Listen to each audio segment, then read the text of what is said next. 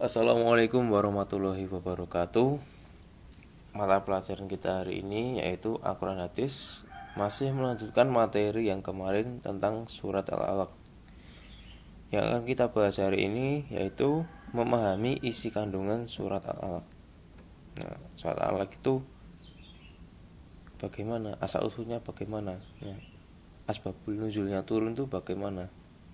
Mari kita simak bersama-sama.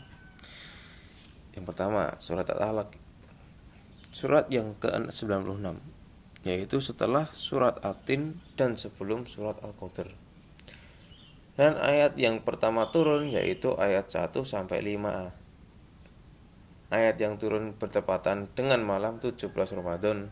Oleh karena itu, setiap malam 17 Ramadan kita peringati dengan malam nuzulul Quran atau malam turunnya Al-Quran. Surat ini termasuk surat Makkiyah, yaitu surat ini turun di Mekah. Kalau surat Madaniyah berarti surat yang turun di Madinah. Jadi surat yang turunnya setelah Nabi hijrah kalau di Madinah, kalau surat Madinah. Kalau Makkiyah berarti surat yang turun sebelum Nabi hijrah ke Madinah. Selanjutnya yaitu Alaq diambil dari ayat kedua yang artinya segumpal darah. Penjelasan kandungan ayat 1 sampai 5. Pada ayat 1 sampai 5 kita diperingatkan untuk membaca. Iqra, bacalah, artinya bacalah. Dalam hal ini kita dituntut untuk mempelajari ilmu pengetahuan, baik ilmu umum maupun ilmu agama. Apalagi saat ini perkembangan teknologi yang begitu pesat. Maka kita sebagai seorang muslim harus mampu menguasai teknologi. Kita jangan merasa puas terhadap ilmu pengetahuan yang kita peroleh, karena ilmu pengetahuan itu sangat luas. Kita dituntut untuk mencari dan menguasainya. Jadi seimbang antara ilmu dunia dan ilmu akhirat. Di samping itu, dengan menguasai ilmu pengetahuan, iman kita kepada Allah Subhanahu wa taala akan semakin tebal. Ya, sehingga kita akan mengenal hakikat penciptaan manusia. Jadi dari ilmu pengetahuan umum itu kita tahu, oh manusia itu diciptakan dari mana. Ya, jadi imbang ya antara ilmu agama dan ilmu dunia itu berimbang.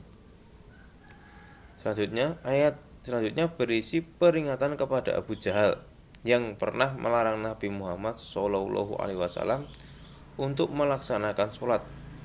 Bahkan Abu Jahal mengancam untuk menginjak leher dan membenamkan wajah Nabi Muhammad SAW ke tanah apabila dia mendapati Rasulullah SAW sholat.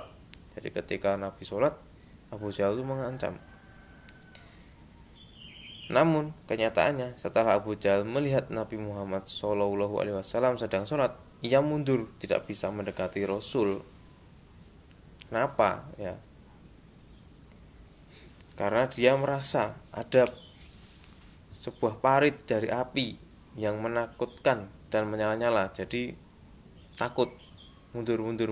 Jadi tidak jadi untuk mengancam untuk menginjak leher, ya, tidak jadi untuk menginjak leher Nabi Muhammad SAW. Dan manusia itu seringkali melupakan kenikmatan dari Allah Subhanahu wa taala ketika merasa dirinya kaya dan berkecukupan, bahwa ia menjadi takabur.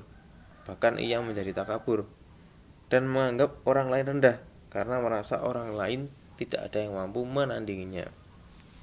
Banyak ya manusia itu bersifat sombong karena hal yang mereka capai.